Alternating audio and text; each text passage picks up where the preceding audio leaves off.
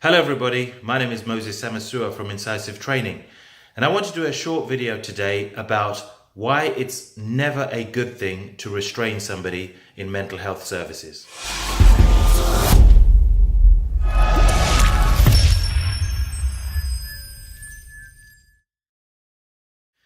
I've been in mental health services for several years, and I have found over time that I began to think that restraint was all part and parcel of care and looking after people in mental health services. And very often, a lot of places I go to, that's the general culture, that it is assumed that if we're going to be looking after people in mental health services, then we are going to need to restrain.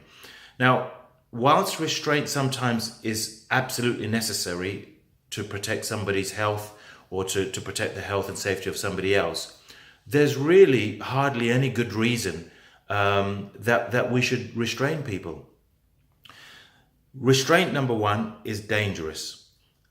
People who I have trained over the years have shown me injuries in class that they have sustained on mental health units where they were restraining somebody, and it's affected their mobility. In some instances, the back might be badly hurt, or a shoulder, or they can't use their hand or their thumb properly anymore. And that came about as a result of a restraint. Service users also have suffered the same injuries, which are lasting very often, and sometimes lasting for life. So restraint is dangerous, not least because people die in restraint. We know that in the last recorded results for the police, we had the greatest number of police deaths within a year last year. And in mental health services as well, there are many cases that we could cite and we talk about often where people have died tragically in the past. So restraint is dangerous, and for that reason alone, we would want to try and avoid it as much as we can. The second reason we ought to avoid restraint is because it is traumatic, and trauma slows down recovery. The evidence shows that those who are in mental health services who get restrained, each time they are restrained, it prolongs their time in hospital. So it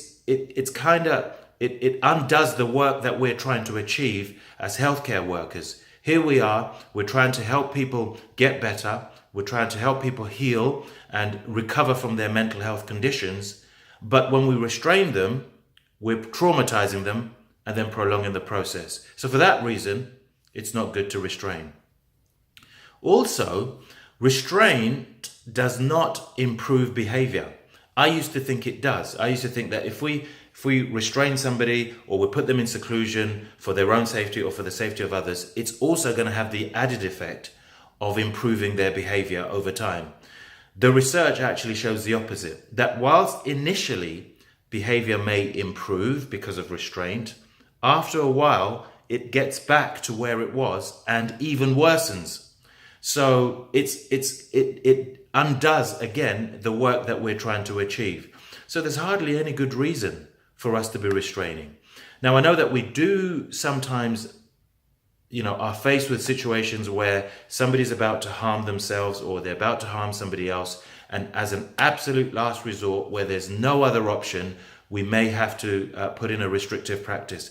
But I think that we ought to remind ourselves that we should be working on the things to avoid restraint by all means, looking at the triggers, talking to the patient, the family, talking to their support network, carers, to find out everything we can to remove the triggers. Then working on de-escalation where a trigger is not properly removed, de-escalating the situation, calm words, soft words, supportive words, boundaries which are appropriate and which are effective. All these things we should be working on and spending our time and our energy on, rather than concentrating on restraint. I often say to people in my classes that they think they've come to a restraint class, but really the class should be called a restraint reduction, or even better, a restraint elimination course, because that's where we should be heading towards a stage where in the NHS and in private sector, all places in mental health, we are avoiding restraint because it is dangerous, it is traumatic, and it doesn't help anybody in the long run. Moses Samasuwo here from Incisive Training. If you need our support, our help, please feel to get in touch with us. Details will be on this video just as I sign out. If you need training here in Dunstable or Luton and in the Bedfordshire area, we're around. You can come for our open classes, or if you need me or one of my team to come and train on site, we'll be happy to talk to you about that. Stay well and stay safe. Thank you.